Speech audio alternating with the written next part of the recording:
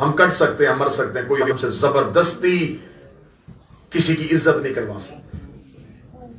میں بھرپور انداز میں مذمت کروں گا پاکستان میں علامہ شہنشاہ نقوی کے خلاف جو ایک مہم چل رہی ہے۔ جو عقیدے اور جو نظریات کوئی پڑھے گا، ہم شخصیتوں کے ساتھ نہیں کھڑے، ہم نظریات کے ساتھ۔ اس قوم کی نا اتفاقی نے یہ وقت دکھائے کہ جن کو بات کرنے کا سلیقہ نہیں تھا وہ آج ہمارے منہ کو آ رہے ہیں۔ اس کا مطلب ہے کہ کسی نے گھر سے گنجائش دی تو دشمن نے چار دیواری پھیلانگی ہے۔ ہمیشہ چور اسی گھر کی دیوار پھلانگتا ہے جہاں اندر سے مخبر ملا ہو۔ کوئی مخبری ہوئی تو سب کچھ ہو۔ میں بھرپور انداز میں، کیونکہ یہ مجلس صرف یہ سامنے بیٹھے ہوئے افراد نہیں سن رہے، پاکستان کے طول و عرض میں اور پوری دنیا میں اس مجلس کو سنا جائے گا۔ ہمیں وطن عزیز پاکستان کا امن اپنی جان سے زیادہ عزیز ہے، لیکن میں مخاطب ہوں اپنے اہل سنت سے۔ ایک عرصہ دراز سے ایک تکفیری ٹولہ اہل سنت کے جذبات کو ابھار کے اپنی من مرضی کے مقاصد حاصل کر رہا ہے۔ وہ مقاصد کیوں حاصل کیے جا رہے ہیں؟ جان بوجھ کے کل تک تو یہ آپ کی جان کے دشمن تھے، جو آج آپ کے سگے بنے ہوئے ہیں۔ میرے اہل سنت بھائیوں، ذرا تھوڑا بیدار کر کے، کل تک تو یہ آپ کو مزاروں میں بم دھماکے کر رہے تھے، یہ آپ کو صلی اللہ علیہ کا یا رسول اللہ نہیں پڑھنے دے رہے تھے، یہ یا رسول اللہ مدد نہیں کہنے دے رہے تھے، یہ درود کے منکر تھے، یہ آپ کو کہتے تھے کہ کوئی اللہ کے علاوہ مدد نہیں کرتا۔ آج یہ آپ کے عقیدے کے سربراہ بن کے آپ کی سربراہی میں جو وطن عزیز میں ایک دہشت گردی کی لہر دوڑا رہے ہیں، یہ ایک سوچی سمجھی سازش ہے۔ میرے ملک نہیں، گرد و نواح کے خطوں میں تبدیلیاں ہو رہی ہیں۔ صحافی بیٹھے ہوئے ہیں، دانشور بیٹھے ہوئے ہیں۔ جب خطوں میں تبدیلیاں ہوں تو ملک کی خارجہ پالیسیاں تبدیل ہوتی ہیں، ٹھیک ہے، لیکن میں دبے ہوئے لفظوں میں بات کہہ دوں گا، ہم اربوں کی حکومت پاکستان میں نہیں آنے دیں گے۔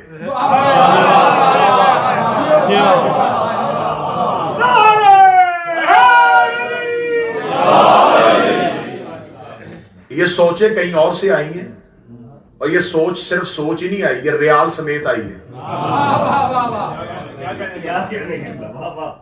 میں کہا صاحب ٹھیک ہے، یہ ریال سمیت سوچ آئی ہے۔ میرے ملک میں ایک نئی لہر کو ابھارا جا رہا ہے۔ بھئی اگر بہت زیادہ شوق ہے تو بیٹھو، بیٹھ کے ڈیبیٹ کرو۔ کس کی عزت کروانا چاہتے ہو؟ ہم سے نہیں ہوتی بنی امیہ کی عزت۔ اپنے بچوں کی آنکھوں میں دھول جھونک رہے ہو، تمہارے پرانے علماء کتابوں میں لکھ کے چلے گئے، جس کی نام پہ آج تم جلوس نکال رہے ہو وہ مولا علی کو ممبروں پہ گالیاں دیتا تھا۔ علی کی دفعہ تمہیں غیرت نہیں آئی، اب تمہیں غیرت کس بات کی آ رہی ہے؟ نہیں مانیں گے ہم اس بندے کو جو علی سے جنگ کرتا ہے۔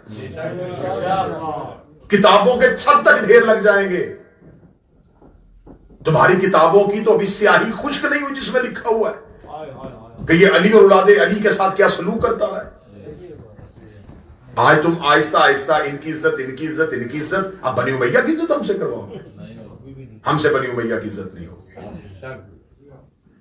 قانون پاس کروانا چاہتے ہو، کون سے قانون پاس کروانا چاہتے ہو؟ پہلے اپنی کتابیں تو پڑھو۔ صحابہ کو نام ماننے سے نہیں بندہ کافر ہوگا، اسے سزائے موت ہوگی۔ ان صحابہ کا کیا کرو گے جو آپس میں ایک دوسرے کو نہیں مانتے تھے؟ اگر وہ سارے مانتے تو جنگیں کیوں ہوئی؟ میں نے پورے محرم میں یہ مضمون پڑھا ہے، 80 ہزار بندہ ایک ایک جنگ میں قتل ہوا ہے۔ اب انہیں کیا کہنا ہے؟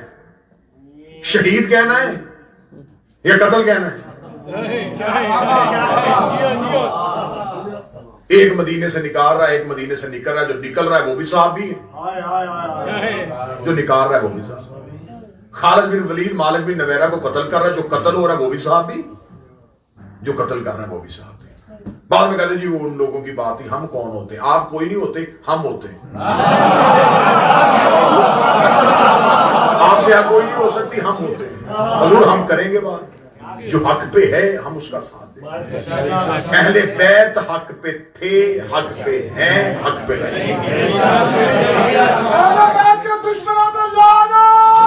خبردار وطن عزیز کا امن خراب کرنے کی کوشش نہ کی جائے. چند ٹولوں کو سڑکوں پہ لا کے احتجاج کروا کے ہم یہ کر دیں گے, ہم وہ کر دیں گے, ہم وہ کر دیں گے, اخیر بیٹھنا ہے تم نے کہیں نہ کہیں. پھر ایک منحوس مولوی کی کل یا پرسوں کی پریس کانفرنس ہے, جی علی ولی اللہ اذان میں کہتے ہیں کہ دہشت گردی. میں تمہیں علی ولی اللہ دعوت الشیرہ میں دکھاتا ہوں, تم مجھے صلاۃ و خیر من النوم دکھا. بھئی اذان میں اضافہ کس نے کیا ہے؟ ہم تو یہ باتیں بڑے امن کے ساتھ کرنے والے لوگ تھے, لیکن مجبور کیا گیا ہے. اگر علی ولی اللہ اذان میں اضافہ تمہیں دہشت گردی لگتا ہے تو تم نے تو خود یہ بات اصول میں لکھی ہوئی ہے کہ جو کام نبی کی زندگی میں نہ ہوا ہو اور بعد میں وہ بدعت ہوتا ہے.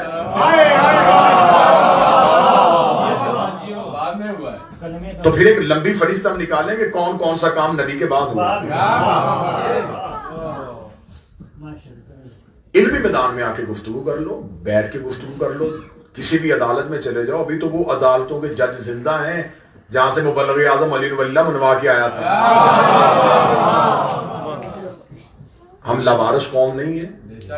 ہاں ہوا ہے, غلطی ہوئی ہے. غلطی یہ ہو گئی ہے کہ گھر کی چار دیواری محفوظ نہیں رہی.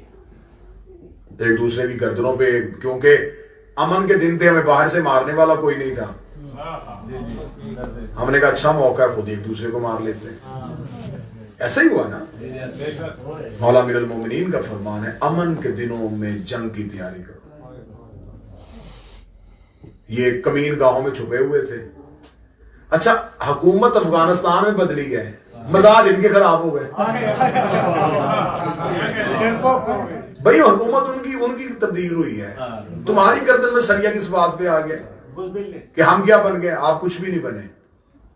آپ وہی ہیں جو پہلے تھے اور آپ وہی رہیں گے جو پہلے تھے. یہ بات میں صرف کیونکہ آپ کا تو یہ ٹاپک ہی نہیں ہے, لیکن میں بات جہاں پہنچانا چاہتا تھا وہ بڑے اچھے طریقے سے پہنچ گئے. ہم کسی اپنے جس عالم دین نے عزاداری حسین کی بات کی ہو, وہ سید زادہ ہو, ہم اس کے خلاف کسی قسم کا لفظ برداشت نہیں کریں گے. علماء میں, خطبہ میں, ذاکرین میں, ماتمیوں میں ہمارے اندرونی اختلافات, ہمارے ہلکے ہلکے نظریات کے اختلاف ہیں, ہمارے عقائد کے اختلاف ہو سکتے ہیں, لیکن ہمارے مذہبی اختلافات نہیں ہیں. ہم یہ نہیں کر سکتے کہ ہم کسی اپنے ذاتی اختلاف کی بنیاد پہ اگر کوئی بندہ بنی امیہ کی مذمت کرے تو ہم اس شخص کی حمایت نہ کرتے ہوئے بھی بنی امیہ کی مذمت نہ کرنے والوں میں سے ہو جائے. ایسا نہیں ہوتا. بنی امیہ پہ اس خاندان کو خدا نے قرآن میں اگر کہا ہے تو انہوں نے کھول کے خدا نے شجرہ ملعونہ کہا ہے.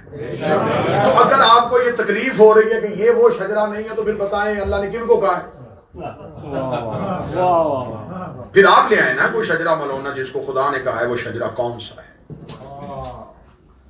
مشکل سے مشکل دور آ رہا ہے کیونکہ حجت کا ظہور قریب ہے. جس کو